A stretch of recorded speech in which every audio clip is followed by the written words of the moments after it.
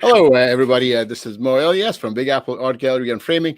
Today, I am interviewing Kosal Eang from Framed by Kosal. I know everybody kind of follows him on Instagram. His handle is Framed by Kosal. He does these amazing painted mats, painted frames, some really cool stuff. So today is the day that you guys hear about his process and think and understand how he goes about doing this.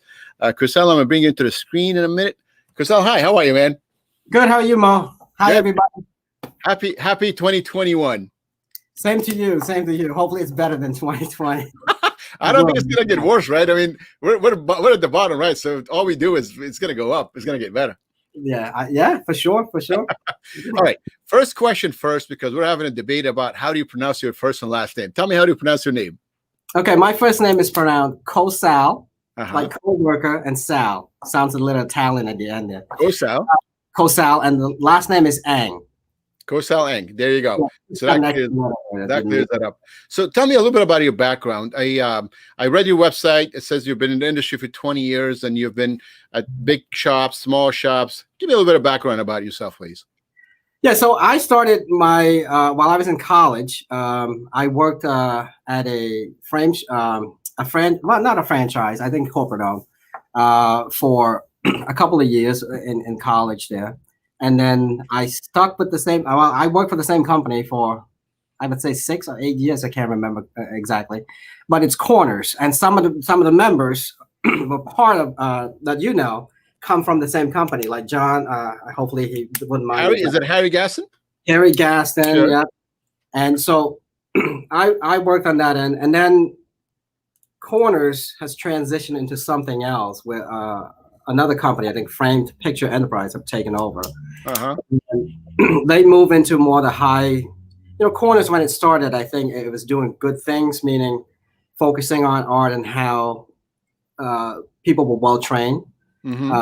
And then it's just moving into a faster paced production type of industry. So I left after the company sort of were running into some issues. And then I went and worked for a smaller gallery.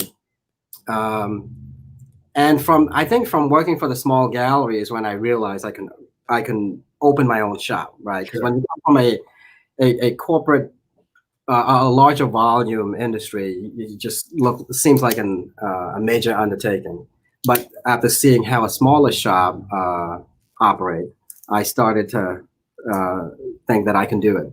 So when the opportunity arose, I just took the chance, took the plunge, and 12 years later, here I am. So it's been a struggle. Don't get me wrong. It's been a struggle, learning and everything like that. Yeah. So yeah, I guess what I can say about my background is I see sort of how I've been in high production facilities that produce 100 pieces a day, to a sort of super high end gallery that produce sort of only closed corners, fabric wrap mats, and everything like that. So I see both end of the spectrum, and that helped, I think, when I have my own shop here. Is kind of how I approach my business. So how long did you say you had your shop for? 12 years. 12 years. That's awesome. Look, we have a lot of fans that are watching.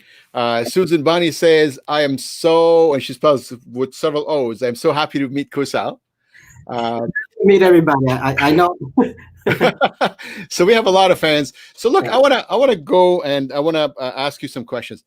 How do you creatively create that stuff, man? I watch your Instagram stuff and it's just amazing. Tell me about the creative process. So the process, I think so. I've always framed things for myself. Uh-huh. Frame it, and you may know this, Mo, because we know all the choices and all the selections, and I always wanted to do something different for myself. Sure. But I never really I never passed that on because I approach framing the same way. I always thought, well, framing shouldn't take away from the art or anything like that. I've always been fairly conservative on how I frame things. Sure. More classy way. And then I started to display some of the work that I do on my walls here. And it's sort of it draws some attention from customers. Sure. And I think one day, a young fellow walks in here, probably in his mid-20s, and he said, "Hey, I remember being in your shop a couple of years back. Uh-huh. All these things that you do, can you do that to my piece? And from Yeah. that one guy, believe it or not, so this whole thing, I think it happened by accident. From this one guy that I did this thing to, I said, "You sure you want me to do this?" Yeah. So, I can be a little crazy. So he's like, "Yeah, go for it." I said, "I'm not even gonna pick anything." So from that, he posted and shared it online. Sure. Then I think from that one piece, we were bombarded with just questions. And then I said, okay, let me put that on hold for a second. I didn't jump into it right away because there's challenges with that. Because people who were reaching out were from out of state. Yeah. So we put that on hold for a little bit. And then I think it was last November, I said, you know what, let me explore this part of the framing world and see where it would take me. And I told myself, I said, let me give myself a year to assess everything, collect whatever I need to collect, all the data that I can sort of put into a formula in some way to kind of make this thing work. Sure. So far it's been good. I ship things a certain way, so thank goodness I'm knocking on hopefully some of these knocking on wood. There's no issues yet with shipping, and I think it's doable for most of us. I think a lot of shops shy away from shipping things that are framed in glass. All my stuff, most of the things that I shipped out have been framed with museum glass. Mm-hmm. Ship things as large as 32 by 44 inches in glass. Museum glass. You ship. Oh, good for you. That's amazing. Yeah. So I you know what it is? I used to do when I was doing the contest with TrueView. Sure. They send us these special box, the airflow system. You're probably familiar with that. I've seen those. Yeah, they're very expensive boxes. I basically deconstructed that and think, right? Because some of these things, the smaller pieces, I actually shipped them in boxes, right? We'll build crates for every single one. But what I did was I said, the airflow boxes were lined with Kydex. Yeah. I mean, the black plastic you see. Sure. Right? So I said, what if I line that with masonite? Now, masonite is a little heavier. Yeah. But, it saves me time on building a crate. So I would line them with masonite on the inside, and it's fine. I think people tend to over bubble things. Yeah. Because bubble doesn't really protect anything. Compression is what breaks glass, I think. So if you just suspend it inside and using those masonite as like an exoskeleton, that seemed to work for me. So. And it's cheap. It's like what, $9 a sheet, right? $9 a weight. Yeah. You can cut it on, although you'll go through a lot of blades. You can score it with the plexi blade on your wall cutter. Oh, you do? Yeah, masonite, really? An eighth of an inch? That's why I do it. Because I used to score it with the utility blade. I said, you know what? I'm just going to score it and snap it, and the same way. Yeah, right. And you measure easier that way, right? You just put them up, snap. Just put them up, to size, and then And again, I haven't streamlined the shipping process yet. I think it's still a little bit of a challenge for me because there's no way of saving time. Actually, the screw gun or the nail gun, the automatic one you're telling me is going to be. I'm gonna give you a hint, man. I'm gonna get on your Christmas list once they show me that. It's like a machine gun for screws, and it comes in like a chain or trail, whatever it's called, and you go grrr, and you just keep on putting it. It takes about 3 to 4 seconds once you get used to it to put in a screw. And it's just a normal screw. So you just put it and a customer can take it out. Really cool. Look, I've got a comment from somebody in Los Angeles. They're saying, Kosal, your work is exquisite. And I fully agree. I truly appreciate that. I think for me, it's a learning process. I try to watch a lot of video of art of these artists. And in the world of social media these days, a lot of them are fairly accessible. And some of my work that I've done where I extended the artwork onto the mat, I've always shy away from that a little bit because I'm stepping over a line. There's a boundary you don't want to cross. What is the boundary for you? Well, right now, I don't think there's any boundary because of the feedback. Now, I'm trying to sort of explain in terms of initially I shy away from doing that because I thought I'm stepping on somebody's toe. Some of these artists would not like what I do. And I'm basically changing, right, how their work look. But I've gotten feedbacks from a lot of these artists who are involved in this world of these social medias. It's like an ecosystem unto itself. Mm-hmm. And I received positive feedback to these guys. And, they said, you're producing one-off pieces. and I have a philosophy on that, and that's part of my philosophy is for these guys that are sending me these work. I said, even if you send me the same print, I'm not going to frame it the same way. So you're going to get one unique piece, and that's it. And you're creating a piece of art. I'm creating a piece of art, and so I didn't coin this phrase, but I kind of apply to what I do, meaning I'm doing something that is more of a transformative type of framing. Sure. Right. So it's not meant to be an enhancement in some way. I don't know if that's the wrong way to put it, but obviously, because a lot of these things that I do could be distracting, but it's become an expression of how you display this piece. That's it. It's simple as that. But not thinking about enhancing more than transforming, because the way I see artwork sometimes is I immerse myself in it. So that's my expression. And and that's what I tell my customers. I say, look, this is the way I express myself when I see the piece that I'm working on. And this is why I don't pre-plan. And part of my agreement with them is I'm not going to send you mock-ups. I'm not going to give you ideas beforehand. You may be able to suggest to me your preferences in terms of, I hate gold frames or I hate black frames. I'll try to stay away all specific colors. But what I have learned with these guys, so I think a lot of framers don't know this world exists. Maybe some do. What world are we talking about? The artist world or the poster collector world? The collector's world. Sure. Right. So remember back in the 90s, right? Most of you framed a lot of limited edition print. Sure. Right. And I thought that world has died out, but there's a resurgence in the sort of modern artists of printmaking that is really prominent right now. And there's tons of groups on Facebook. There's got to be at least 100 groups. Yeah. About 2,000, 3,000 members each that are hardcore, obsessive collectors. Mm-hmm. You have artists in New York, David Welker. I mean, if he do a drop, if he did a drop today, let's say at noon, it would sell out in literally 2 minutes. A drop is a release of a print, correct? A release of a print. Yeah. That's the term the collectors use, correct? Dropping a print. Right. Drop. Yeah.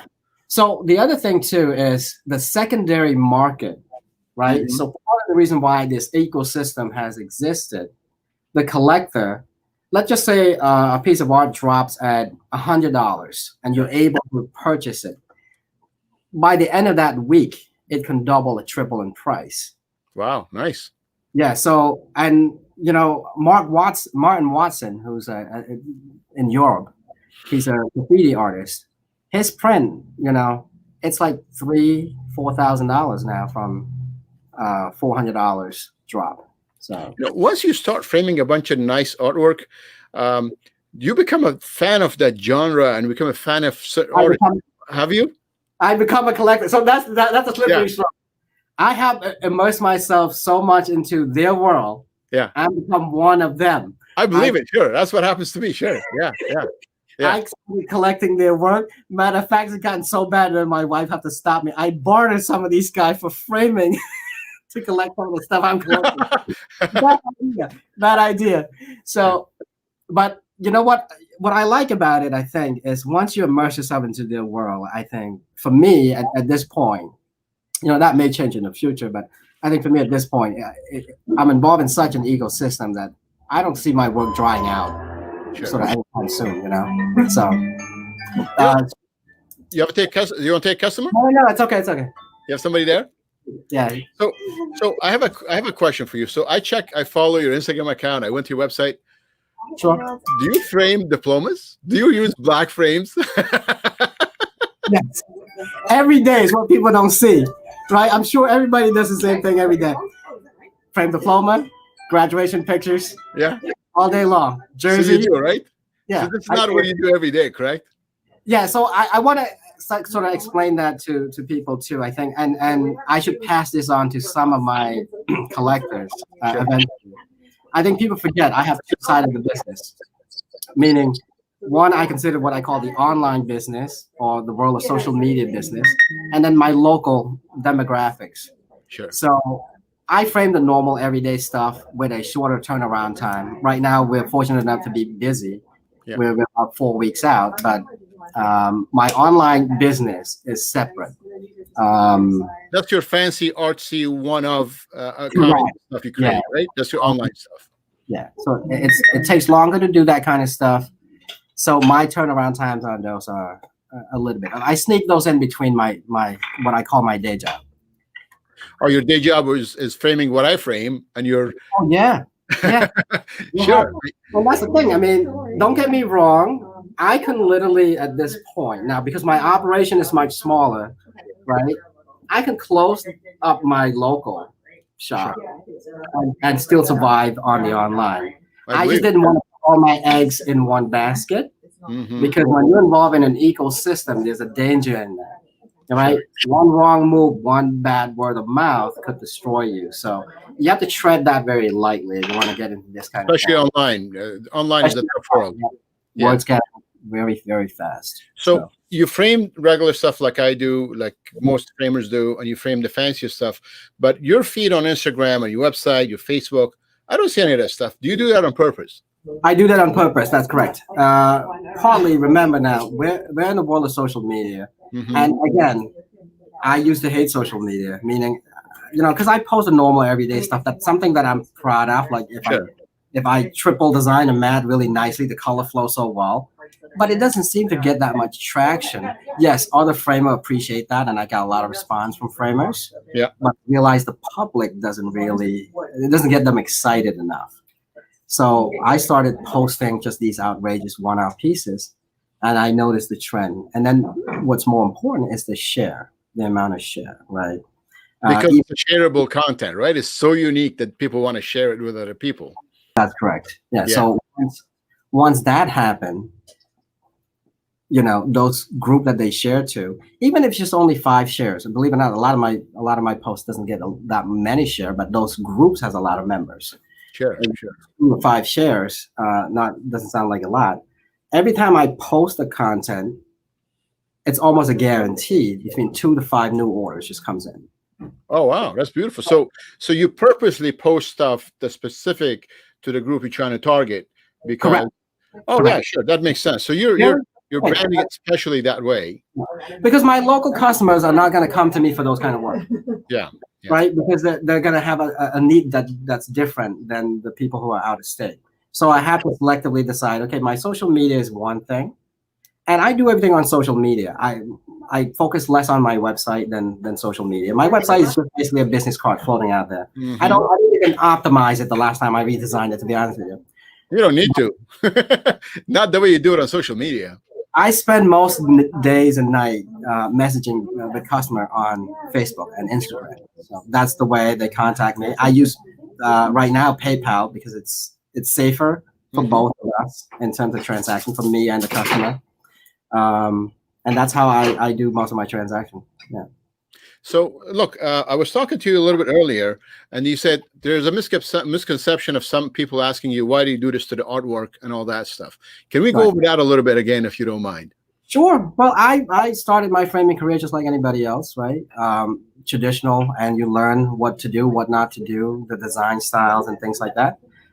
But I think the misconception, when people see me post these outrageous or just crazy design on social media, it's just a way of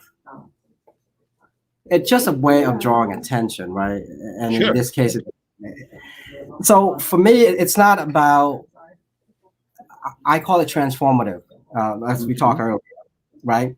Yeah. It's no longer just an enhancement. It's just, you just do what you want to the piece. You're not being so conscious as to what takes away, as to just what's themed to it. So yeah, so I think that's the thing. I think a lot of framers, when they see this, they just find it offensive. I have had comments from other framers on my page that I had to sort of respond to. I try to stay away from those, but I understand exactly what you're talking about too. Yeah, because sometimes I think we as framers tend to have this thing where We only can do things a certain way, and it's dictated a lot by the perception of the industry. But I think framing, I think we should. Someone said to me, matter of fact, I have one of them visited me today who happened to be local. Um, we should look at ourselves as, because framing is a display case to me, right? Meaning we keep referring to framing, but we build shadow boxes, we frame TV, everything. So it's more of a display case. Sure. And you can sort of adorn that in any way you want, so long as there's a market for it, so long as there's a customer. Now, having said that, protecting their artwork is paramount because a lot of these are valuable and collectible. So yes, using the process that is industry standard in terms of archival or preservation methods is paramount. But besides that, everything else I think is just fair game. Yeah. Now you were telling me about the marker you were using for the mats, and you said you were concerned about Bleed, things like that. about the bleed, right? Yeah. So I did some sort of research and watch a lot of these artists, what they use to create a lot of their artwork, and one particular artist used this pen, which it's acrylic. It's an acrylic pen, water based. You could dilute it, you can mix it. This is the pen. It's Posca. Posca, okay. Now you can use this pen to paint on a bevel without it bleeding. Fairly easy. I think people shy away from coloring. Now, having said that, I haven't done enough research or testing to sort of guarantee that it won't bleed on the art. So I don't typically, if I paint a bevel using this, I typically buffer it. I lift the mat away using another 4-ply. And there you go, you're in business, right? Sure. That's great. I have the ultimate what would you call that? An accolade for you here. So somebody on Facebook says, do you do a fellow framer discount? So do you offer fellow framers discounts? I've got some of my own posters that I could use your treatment. Your stuff is phenomenal. I think that's amazing. Of course, but if you don't mind waiting, my wait list is quite long. I'm very fortunate, but there's no other ways to sort of. This is why we were talking earlier about, should other framers get into this? I think everyone should, but know the limitation in terms of the timing. I'm working crazy amount of hours because I can right now, but at the same time, the limitation it's not something that is scalable because they're gonna want you to do the work. They're going to want your vision. It's not like I can outsource. I can't hire another person and say, "Hey, I'll have John do your piece today," right? They want me. So the downside to that is scalability. You just can't scale it. Sure, absolutely. And it's also a separate beast, right? Because I created my own system and I created my own monster, I should say, where from the get-go I told these guys, I used to spend maybe 2 hours, 3 hours, or a couple of days corresponding back and forth with a lot of these clients, and I realized this is crazy. I can't do this. Right. Sometimes it amounts to nothing. So I said to these guys, look, here's how I'm going to do this. I'm going to design it the way I want. I'm going to pick the materials I want, how many layers of mat I decide to choose on your piece, and here's what we'll agree on. I'm going to set a price for you, and you tell me which chair you want, and explain to them a little bit in terms of difference in materials and things like that, and how many layers of mat, or what type of glass, or Optium, between Optium acrylic or museum glass. So I made it where the price preset, I build it within that parameter based on my cost, and they don't see how it's going to come out until the day I reveal it on social media. So they don't know what it looks like. They don't see how it came out. You put it on Instagram, and then you tag the customer. Yes. And then they see what it looks like. It's encouraging them to sort of keep up on your page. Don't tag them. You don't even tag them. I try to be consistent. Where I love it. Sure. I used to shy away from posting every day, although I've gotten busier where I produce more and more of these things where I start to share almost every day. I also try not to share multiple pieces in one day. It's for that reason, right? Every time these are posted, you want some conversation to happen between the post and the share and things like that. So I used to do what I call Front Frame Friday, where I Yeah. post every Friday. Yeah. And that become a thing. So if they have a job with me here, they know to check at least every Friday I'll post something, Ah, right? So and unbeknownst to me, what they were telling me, it's created a sense of excitement for them. Now, having said that, let me be real clear here. Have I done something where people look, where the person I'm doing it for look at it and just like, oh my goodness, I don't know, right? Yes, I have, but it's very few. So out of, let's say, out of 100 pieces, maybe 2 pieces. But sure. here's what I'll do in that case. I never want someone to keep something, Yeah. right, that they don't absolutely love, because I'm trying to create an experience for them. And if they put my trust in me, I should be able to redo it and not feel like I need to charge them for it, because it's my call. And Okay. I created this monster, so I should be able to sort of deal with it, right? So you do all this work. It takes you Uh-huh. weeks and weeks and weeks. If Yeah, the customer doesn't like it, you refund them? I can either refund them or just redo it. But I have not had to refund anyone yet. Sure. I just have to adjust something. Let's just say the frame is red. We'll use that as an example. And they're Sure. like, I really can't live with red.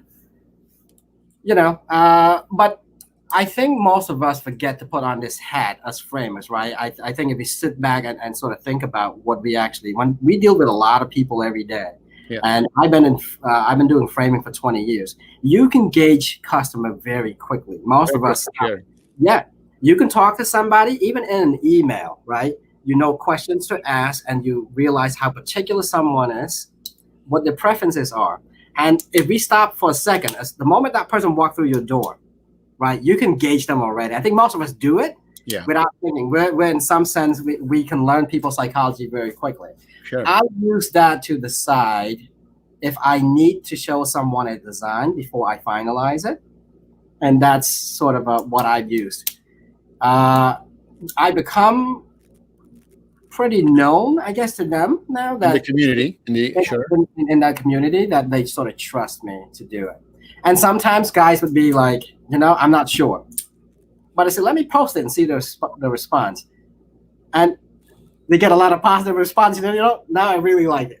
Yeah. So it's this interactive thing. I like it. How long does a typical job takes? Maddie's asking this too. Sure. Well, I used to. The job doesn't take that long to execute. Sure. But the design ideas might take a little bit longer. The creative, what is it? The whole creative part, the execution part. What is A to Z? I send you a nice poster of a Chuck Spree, and I'm like, Kosal, can you get this done? And leave it up to you. How long does the creative and the execution take together?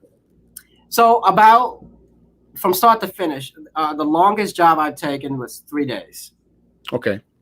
And that's from me not being able to decide on what I'm going to do, because as I look at these artworks, sometimes some comes to me easier. Some is just. Did you say 3 days? 3 days, right? Okay. But in that 3 days, it's not like I'm just dwelling over this job. I might have it set on the table, and I'm working between other things, right? My normal everyday job while I'm thinking of that. So I sort of clump them together. Yeah. But in terms of, let's say, I pull up a printout and just say, some doesn't come to me that easy. I would spend that much time to sort of go through the whole process. The actual physical building of it, I had streamlined it enough. In the beginning, I used to use a lot of brushes and things like that, where it takes a lot of time to control all that. Yeah. I've also learned to sort of create textures and things like that a lot quicker. And I'll share some of that in the future, meaning, you can manipulate mats. You can literally, I think people are afraid to get mat wet. Yeah. But if you control how it dries, it goes back to its form, right? You also can tear mats to create texture very easily, right? You can take an 8-ply, rip the first layer off, it creates this irregular shape. You put a coat of gesso on it, it becomes like a stone effect, right? Try that. You'll see what I mean. That's pretty cool. That's really cool. Right? Yeah. You can manipulate mats because it's just another material. So that's what I do. Yeah. So, Kosal, I got another question for you. So now you create this beautiful, you got this beautiful piece of artwork, and you created this additional artwork to frame the beautiful artwork. Right. Do you think that adds value to because you've got two pieces of artwork together, right? You got this nice Porsche, and then you painted it this beautiful color that's shimmers and light and sun, and at night it glows. You got this beautiful thing on it. It's got to add value, right? Do you think it does? And do you have any anecdotes about that? In the beginning, I always said to my customer, I said, hey, usually framing doesn't add value when you're selling that print, because a lot of these prints have values and are collectible. Sure. What I have found is that in this ecosystem, once you have some credibility, what I do actually adds, because a lot of these guys buy and trade these things all the time, and they would use my name, say, framed by so-and-so, to add to the value or the credibility of the piece they're selling. So in this case, yes, I would say it does add to the value. I have heard from a lot of them that when they go to sell this, so long as they say it was framed by Kosal, they like it. Absolutely. The other thing too is I'm kind of blanked out here, but in terms of, you have to be immersive into their world to have some credibility, Sure, right? Sure. And I used to shy away. I'm so busy that I don't, when they ask me to join a certain art group, I just don't want to be involved, just because I don't feel like I could contribute. I don't have the time to. But what I find is, once in a while, you kind of scroll through. If they have questions about framing, you just plug that in. And I typically don't advertise myself as a framer or anything. You kind of let it speak for itself.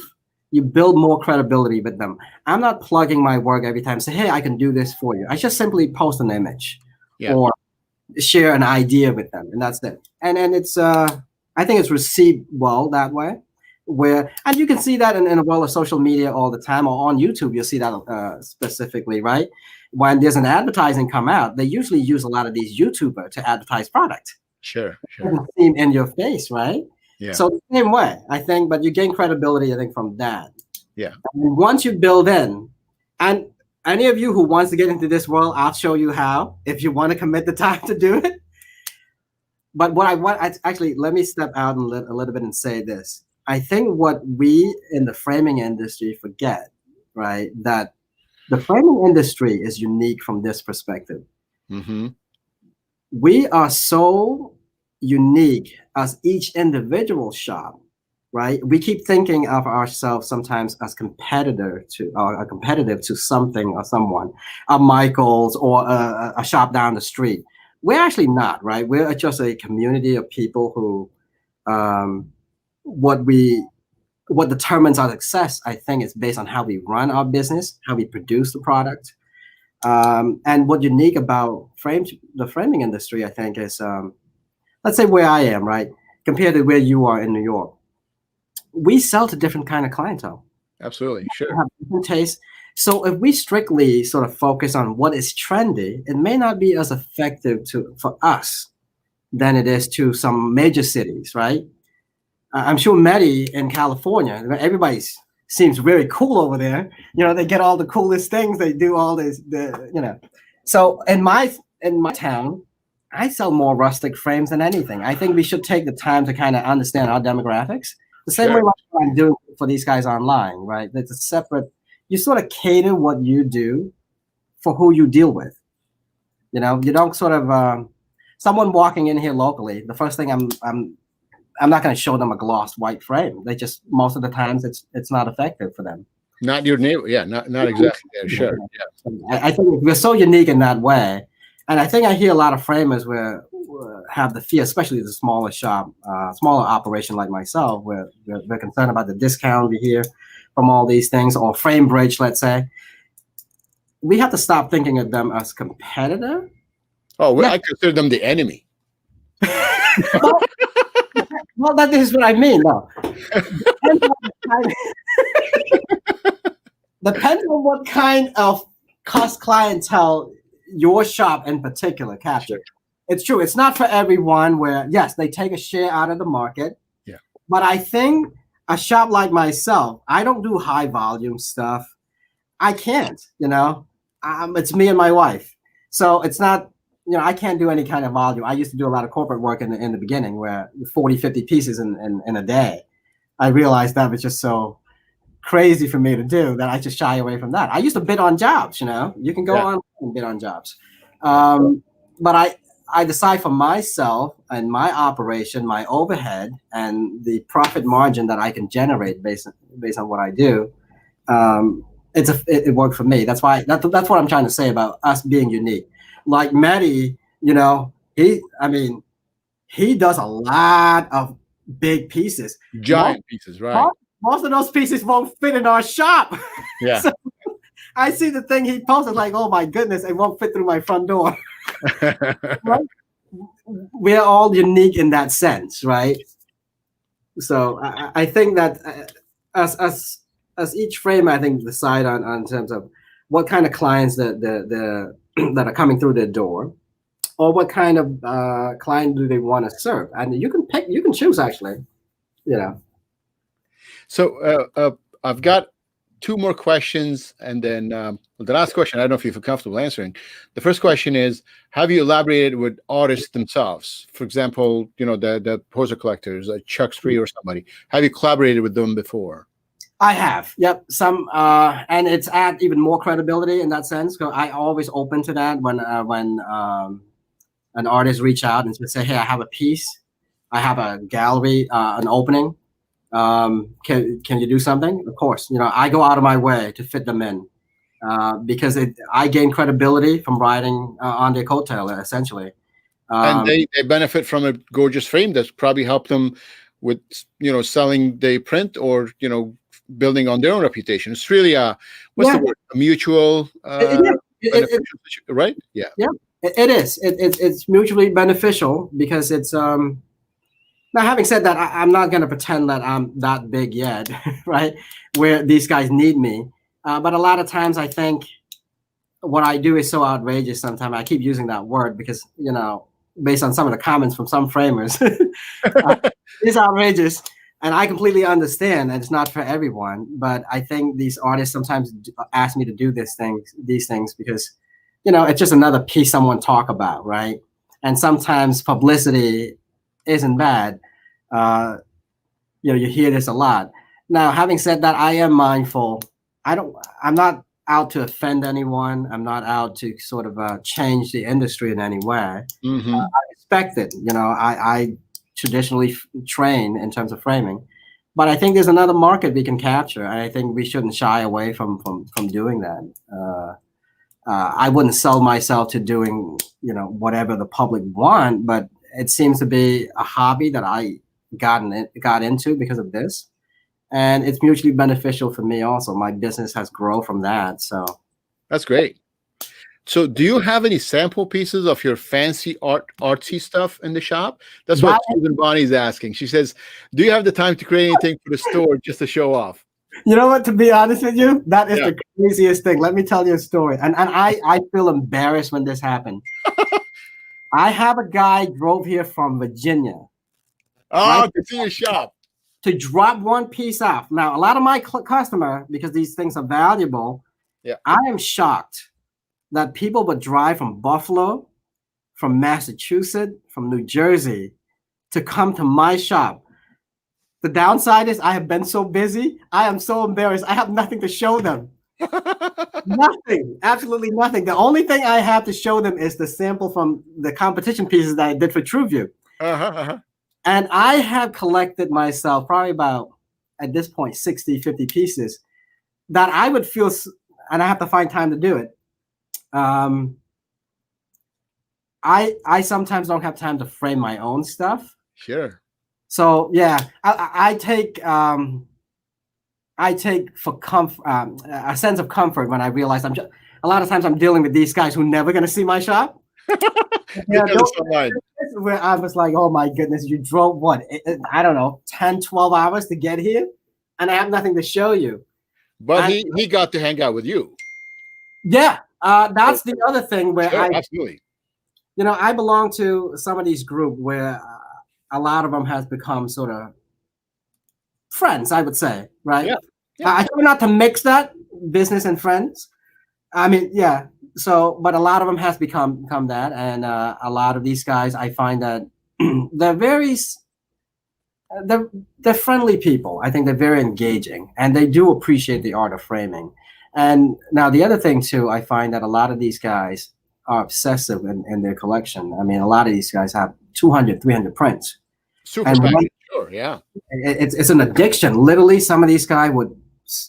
I've heard of guys sitting outside the studio for a week waiting to buy a print.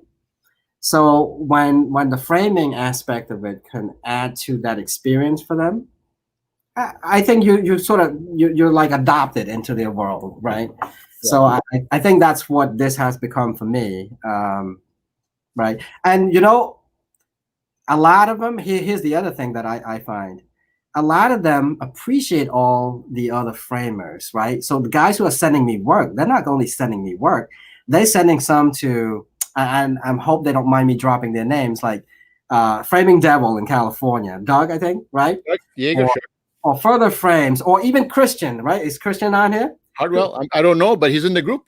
Yeah, but right, Christian have done work for the same guys I've done work for. So it's just what I decided to do is I try to take a different style, right? So that I have my own signature style.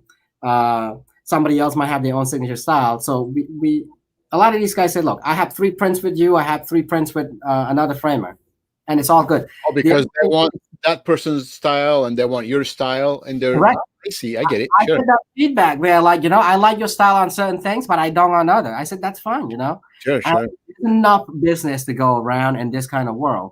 What happened recently, which kind of interesting to me, which I might explore more into, one of the customer actually paid 6 different framers as a competition between framers. Now they paid for the project, they pay for the shipping, and they said, hey guys, they put the word out and say, what framer do you use to do these kind of work? And then they would get a consensus. They narrow the list down. Oh, really? Yeah, they did a framing contest between 6 framers from across the U.S. Were you part of the? Was it a secret shopping experience, or was it just like was it a secret thing, or was it like, hey, from the beginning until the work is done?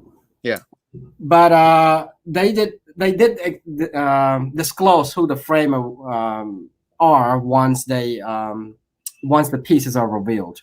Wow, that's cool. Okay. Yep. So I was part of it. Were you part of it? I was, yeah. Uh-huh. And so where do I see this research or this results? Well, that's the thing, right? They're in the private group on these framers. Sure. So, right, the group of collectors, they're very protective of their group. I see. Sure. I have a group that I'm in right now that is exclusive. That means all of the prominent artists are in there. Sure. And they're very selective in the member. But it's amazing. So for us, right? Maybe we can do this, Mo. Framer is only for consumers, right? Yeah. Sure. Well, we can go direct to consumer. We put on a contest or even a collaboration. I would love to do that, where we have 4 or 5 framers collaborate on one piece.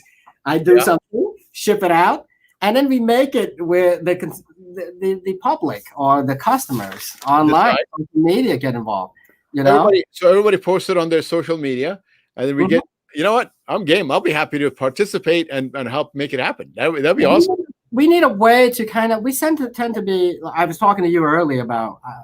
It seems like we isolate ourselves as framer and customer, right? Yeah.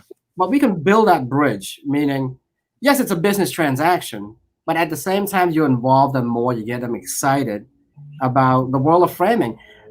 Look, there's a lot of aspects of this world, right? There's a home decorating purposes for some of these. And then there's a collective who just want unique one-off pieces. And then there's some who just want to protect their heirloom. We could offer all of that. And I think it's good to sort of get the public involved, I'm game, man. If that happens, I'm game. I'll participate. I'll help manage it. I think that would be great. Us framers, I love some of like people's work. I would want to collaborate with them. And so what, right? We could become sort of a world unto itself, meaning we use the social media to our benefit, and it's a positive thing for everyone. I don't know. We'll talk. That's it. I'm going to register the domain framersonlyforconsumers.com. I think that's a good idea, right? Because people always have questions. You know what I get a lot, and I'm sorry for rambling. Oh, no problem. The questions I get a lot from customer is, do you do this? Do you frame this? Do you frame that? How would you do this? So I would, as soon as I get a message, I would respond. And I know some people would not want to share, I think, certain ways or methods of how we do things, but I think it's okay for the consumer to know, right? I think so too. Right. So I think the more they learn about it, the more they realize, first of all, if they ever thought about doing it themselves, they won't do it because the time, it just takes so long to do. So I'm not shy. I don't shy away. I have a customer here who drove about an hour away to kind of visit me and hang out in the shop for a little bit. And I show him my hinging method with, showing how to mix wheat paste and Japanese rice paper and all that, just to kind of have them see this is what framers have to do to protect your pieces, right? So then he understands. He's like, I thought just a simple thing as a double-sided tape, Yeah. It's not, and I want them to appreciate what we do from the perspective of the technical aspect behind it. Yeah, what I do might seem sort of flashy and things, but at the end of the day, I still have to protect that work. I have to come up with the best way to do that. And I think that aspect of it sort of, works to our benefit. So there's one last question. I don't know if you feel comfortable answering this, but there's a question about how do you price these things? Maybe you don't have to say what your prices you charge, but maybe you can base it. I think you touched on it with a couple of different tiers before. Yeah, if you can touch on that. I don't mind sharing the price. But first, let me do this because I'm sure there's going to be some controversy in terms of how I price things. I'm not trying to undercut anyone. I'm not.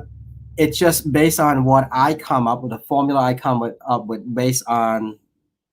Well, let me start by saying this. How do I approach this in terms of pricing? Here's the way I look at it. Most of us have scrap mats, right? Yep. All over the place. And sometimes it sits so long, we have to throw them out. So a lot of the projects you see me do, and the reason why I start to paint them, because it doesn't matter what color it is, I'm painting over it. So right. Mats that's sitting in the corner for 6 months, I can use it now, right? I can paint the bevel whatever color I want. So part of my pricing structure based on that. It's based on, do I have to spend money on additional materials before I do that? So having said that, let me give you the pricing tier. 8x10, right? It will start at about $350. Okay. Right? And it goes up to, now I've set the price to max out at anything that I could go up to 32x40, which is still sort of standard glass and backing size. I do for about $1,200. Okay. Right?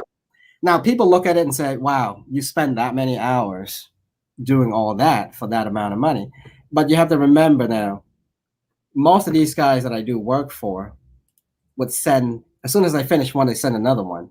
So, and then the other thing too, my costs on materials are very limited, are very low, because I look at the I would buy sort of out of stock frames a lot, discontinue, I should say, or just things that are on sale. I just stock them and do that. If I can spend less than $1 a foot or $1 a foot on a molding, that's what I do. Because you're painting that stuff anyway. You're putting texture. Right.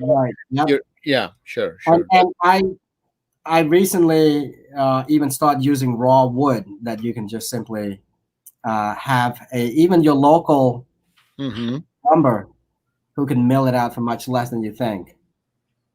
That's beautiful. So it doesn't work for everybody in terms of the pricing structure, I don't think. But having said that, like I was saying to you earlier, it's not like when I say something takes me 3 days, I'm not focusing on that in that 3-day span. I'm working between projects, my normal everyday stuff, while I'm thinking about that piece. Right. How long does it take for you to paint a bevel on average? Right. It literally, and I've seen your video of a framer doing that, right? Less than 30 seconds. Sure. We don't have to mass think using the right materials and certain method. I literally can paint a bevel in 30 seconds. Yeah. Right.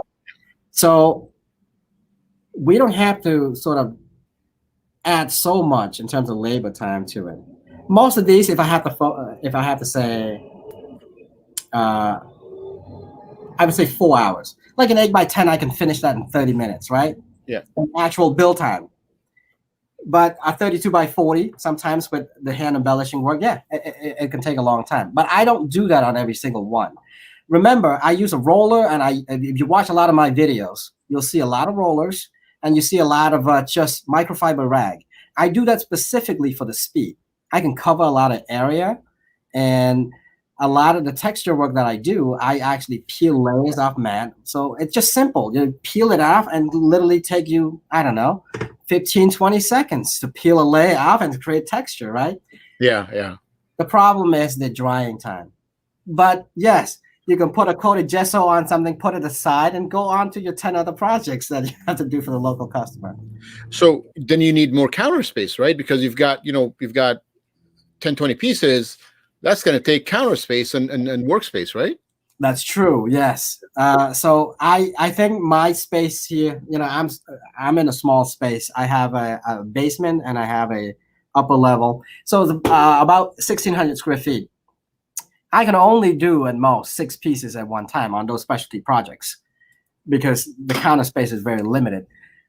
But if you can do 6 a week of those jobs and still do your normal everyday thing, I think and that's why I try to only sneak those in maybe one project per day on those type of jobs. Sure. Because I have another side of the business to run, right? But at the same time, if you average, here's what I would give you the average of. The average ticket for those online customers is about $570. $570. That's nice. That's nice. Shipping, right? Yeah. Remember, shipping to California can be $200-$300, and these guys are willing to pay that.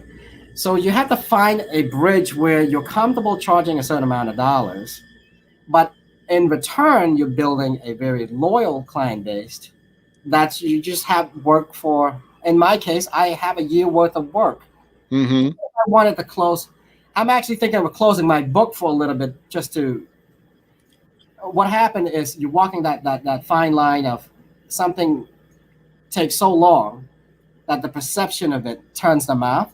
So it's best to close your book and just say, hey, look, I'm going to close my book for a while because I know the wait time is so long. And that's only create even more demand. Excitement. Sure. Yeah. And then, it's part of I don't want to call it a game, but it is a game that you play and you walk this fine line. And I can understand, a framer asked me once, how much do you charge? I told him the price, and he's like, oh my goodness. I would charge double that. But remember, I'm using things that I can do very quickly. And you have to find a way to do it for yourself in terms of how quickly you can get something done or how much time you're willing to spend on it. But the upside is every single scraps you can bet I used, right? There is no scrap mats left over because I've used every single one of them. There's no, molding left over because there's some like, 2-foot sticks or something like that. But, you use every single one of them. I can sand them down. No joke. And I hope that I have done this where I taken a black frame, plain black frame. Yeah. Right. I took it outside and I face it down on the concrete on the cement floor. Just run that thing through and paint it. It looks fine. Yeah, sure. That makes it unique. Hey, look, I want to thank you for your time. I want to ask you one last time, and Julie Walsh is asking the same thing. How do you watch your videos, and how could people reach out to you if the real consumers want to frame their prints, or even fellow framers who want to frame their prints by your way? How can they reach you? Yeah, so I find that the world of social media have allowed an opportunity where you don't have to build an online presence independently. Sure. And you can actually build your business. If you want to do an online business, you no longer have to have an e-commerce website. I don't believe. And also, I think a lot of people don't understand, but the tax structure that are in place, if you do a certain amount of business online, you have to worry about taxes, right? But from what I understand is if you don't have an online presence, meaning in e-commerce, there's ways of just doing it without worrying about that just yet. I have to talk to my accountant one more time just in case, right? Yeah, But kind of about that. I don't want to get in right, trouble. because you're not building an online presence. These are people reaching out to you. Yeah. And I never advertise myself. I just simply post something on my social media feed, and they contacted me wanting work done. So a lot of times I get Facebook Messenger and Instagram. What are your handles in those two platforms? So it's framed by Kosal.